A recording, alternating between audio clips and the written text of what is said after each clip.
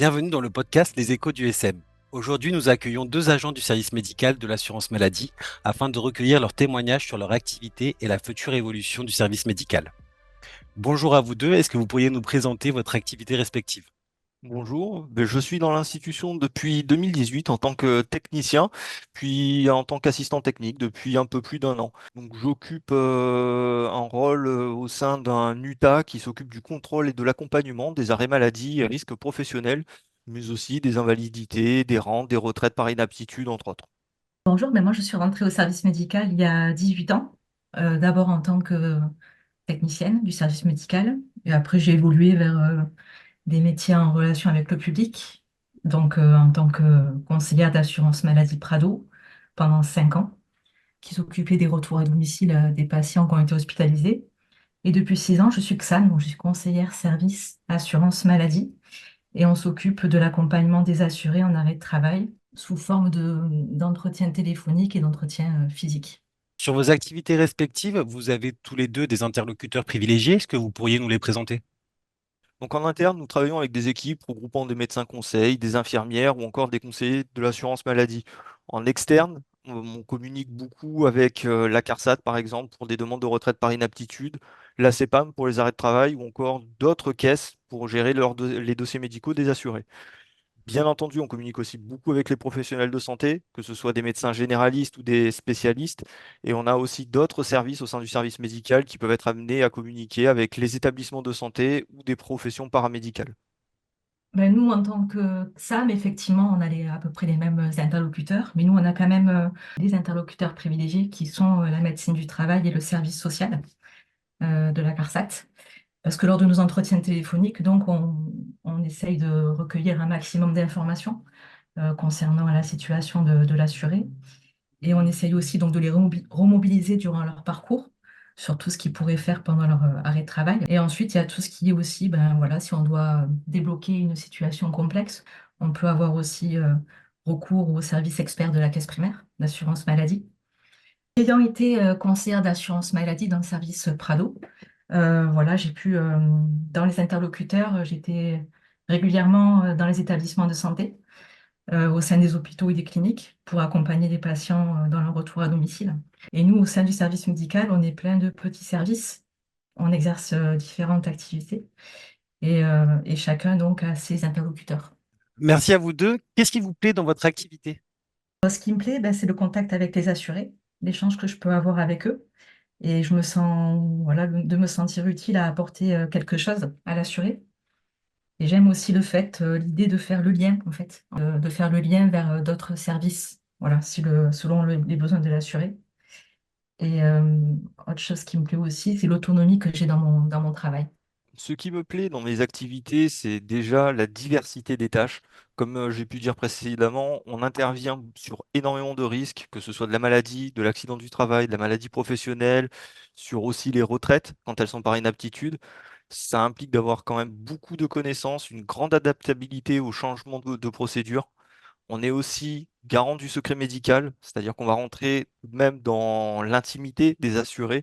Et l'enjeu y est quand même très grand. Il faut être très rigoureux. Il faut traiter tous les dossiers avec une grande équité parce que chaque décision peut vraiment être cruciale pour l'assuré. On a aussi une expertise de chaque corps de métier, je trouve, qui apporte une pierre à l'édifice sur tous les dossiers médicaux qu'on peut traiter. Et au final, tout ça, ça donne l'impression d'avoir un impact quand même très fort sur la pérennité du système de santé par tout le contrôle que l'on fait, par l'accompagnement des assurés que l'on peut faire et aussi des professionnels de santé. Au final, vraiment, chaque personne est un engrenage d'une grande machine qu'est le service médical. Vous êtes tous les deux personnel administratif de la CNAM. Pour vous, quelle est la plus-value d'être personnel administratif au sein du service médical? La plus-value pour moi, c'est vraiment l'analyse et la préparation des dossiers pour les médecins conseils parce qu'on a accès au secret médical. Et c'est quelque chose qu'on ne retrouvera pas sur un côté complètement administratif. On a aussi une autonomie dans le traitement et sur les avis que l'on rend. On n'a pas de pression administrative. Certes, il y a une stratégie nationale, mais on n'a pas de quota à respecter. On est vraiment sur un avis médical. On a aussi, à notre niveau en tant qu'agent, un espèce de rôle de traducteur entre la CPAM justement et les médecins conseils pour arriver à faire en sorte que vraiment les avis médicaux puissent coller à la vision administrative des CPAM.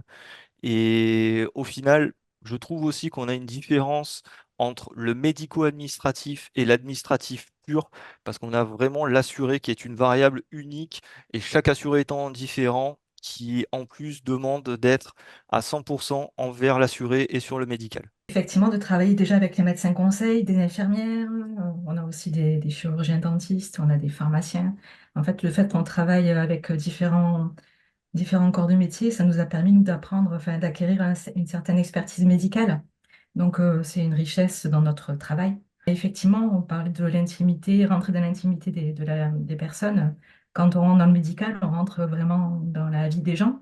Ça me permet aussi de mieux cerner le ou les problèmes et pour mieux orienter ensuite, quoi. Le service médical, c'est une petite structure et je pense que ça facilite aussi les échanges entre nous. Et au quotidien, c'est quand même appréciable. En vous écoutant, vous nous permettez également de mettre en avant les valeurs du service médical, notamment de garantir l'équité de traitement des dossiers, mais également de garantir le secret médical des assurés. Comment vous, à votre niveau, vous appliquez ces valeurs du service médical au quotidien? Sensibiliser en tant qu'agent, en tant que personnel administratif, pour respecter tout cela. Tout, on fait très attention à tout, hein, à comment se passent nos entretiens. Voilà, quand je fais un entretien, l'espace il est clos, je fais attention voilà, aux documents qui sont visibles. Toutes les informations que je communique aux assurés en tant que XAM sont utiles pour les assurés. Et ça leur permet, eux, d'avancer dans leur parcours de soins. Le service médical, on a vraiment cette place-là. On a des valeurs, effectivement, de secret médical, d'équité, mais aussi de transmettre des informations à tout le monde de la même manière pour qu'ils puissent avancer dans leur parcours de soins. Vous êtes tous les deux des acteurs privilégiés du service médical, raison pour laquelle son indépendance est importante. Oui, tout à fait. L'indépendance du service médical est très importante parce que c'est ce qui nous permet de garantir la justification médicale des prestations servies. On veille vraiment à ce que la bonne prestation aille au bon assuré. Donc, quelque part, c'est ce qui nous permet de protéger notre modèle social en détectant des pratiques qui peuvent être du petit abus jusqu'à la situation dangereuse ou frauduleuse. Au vu de l'actualité, quelle est votre lecture, votre avis sur le projet de transformation du service médical? Moi, à mon avis, c'est surtout de la crainte. La crainte qu'il y ait une perte d'indépendance dans les avis, que l'administratif vienne beaucoup trop empiéter sur les avis médicaux, qu'il y ait une logique de quota qui commence à s'installer. Si on se dit, tiens, trop d'ALD aujourd'hui, ah ben on va faire moins d'ALD, on va mettre un quota, il va falloir réduire, et au final, il n'y aura plus de sens médical. C'est la gestion de la santé en France et du service public qui risque de péricliter. En plus de ça, je dirais même qu'il y a une casse sociale qui est peut-être à prévoir. On est quand même plus de 7000 employés qui on risque de perdre une plus-value médicale. Tous ces employés qui sont là depuis des années, qui sont montés en compétences médicales pendant des années, qui ont grandi avec leur métier, qui ne vont pas du tout être reconnus et qui risquent de régresser au final. C'est vraiment donc un sentiment d'incertitude et d'inquiétude qui est présent actuellement. Oui, je rejoins mon collègue, hein, je trouve ça très inquiétant et dommageable pour tous les assurés en fait. Pour toutes les personnes en tout cas qui sont actuellement dans un parcours de soins ou pour les personnes qui un jour seront dans un parcours de soins, hein. Donc soit nous, soit un de nos proches.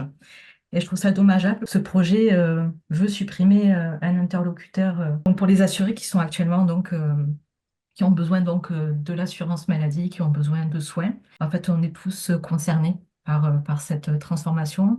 Enfin, on est tous concernés. Les répercussions de cette transformation vont tous nous impacter. Actuellement, est-ce que vous avez des pistes, des informations sur l'évolution de votre poste qui est possible et envisagée?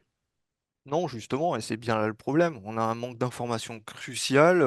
Ça génère chez tous les employés de l'incompréhension, du stress, de la colère. On ne sait pas quelle tâche on va devoir accomplir si cette transformation a lieu. On ne sait pas sur quel site géographique, dans quelle unité. On ne sait rien. Donc le sentiment, c'est juste qu'on va perdre notre travail sans avoir aucun recours, d'être juste des marionnettes au milieu de cette réforme. Donc, pour le moment, je dirais même qu'il faut arrêter de parler de transformation. Le projet, c'est juste une disparition du service médical. Oui, c'est une disparition du service médical et on n'a aucune visibilité sur ce qu'on va faire après. Et on n'a aucune idée si nos activités, enfin, de ce que vont devenir nos activités, et nos activités vont disparaître. Donc, effectivement, c'est assez nébuleux, le futur, notre avenir au sein de l'assurance maladie. Comment cette annonce vous a été communiquée et comment vous l'avez vécue? Alors, nous avons reçu un mail pour nous annoncer la décision de transformation du service médical. Donc voilà, ça faisait quelque temps qu'on nous en parlait, mais on a appris la décision finale par mail. Ensuite, avec tous les questionnements que ça a engendré derrière, entre nous, entre collègues, toutes les questions qu'on a pu se poser du fait justement d'un manque d'informations concernant le après. Donc c'est vrai que ça a ouvert pas mal de questions entre nous. Et ça a été assez brutal comme annonce. Oui, cette annonce a été brutale parce qu'on a tout simplement été abasourdis. On n'a pas compris au début ce mail, ce qu'il impliquait vraiment. On a, oui, communiqué entre nous. On a demandé aux hiérarchies, aux syndicats, qu'est-ce que c'est exactement. Donc on comprenait pas trop où est-ce qu'on allait. Et en même temps, voilà, ce projet de transformation, c'est vrai que moi je suis depuis bientôt 7 ans dans l'institution et j'entendais nos anciens de dire que depuis 20 ans, on parle de cette transformation, mais non, ne t'inquiète pas. Mais là, visiblement, c'était réel. Donc oui, on n'a pas compris, ça a été brutal, ça a été rapide. C'est l'incompréhension qui domine. Ce qui ressort de notre échange, c'est surtout cette brutalité de cette annonce, ce manque de transparence et cette rapidité dans l'enchaînement des événements. Comment vous, à titre personnel, vous voyez votre avenir? Ce qui fait suite à l'incompréhension, c'est l'incertitude. Et je trouve ça très triste parce que dans notre métier, on a tous les jours, on travaille sur la prévention, à la désinsertion professionnelle. On essaye tous les jours d'accompagner nos assurés vers un retour vers le travail dans de bonnes conditions. Et visiblement, ce n'est pas l'objectif de nos dirigeants en ce qui nous concerne. Donc effectivement, il y a un côté, je ne sais pas ce qu'on va devenir en fait. Actuellement, bon, pour l'instant, je ne vois pas comment ça va évoluer. Merci à tous les deux pour cet échange. On retiendra la brutalité de ces annonces, le manque de transparence qui crée un climat d'incertitude pour votre avenir et celui de vos collègues, en espérant que les différentes actions en cours permettront de conserver l'indépendance et le fonctionnement actuel du service médical.